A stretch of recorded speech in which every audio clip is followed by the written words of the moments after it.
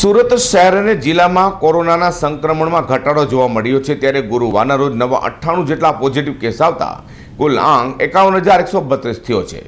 તો શહેર અને જિલ્લામાં ગુરુવાર એક પણ કોરોનાથી મોત ન થતાં કુલ મૃતાંક 1134 યથાવત છે, જ્યારે કોરોનાને માત આપનારની સંખ્યા 49,211 પર પહોંચવા પામી છે.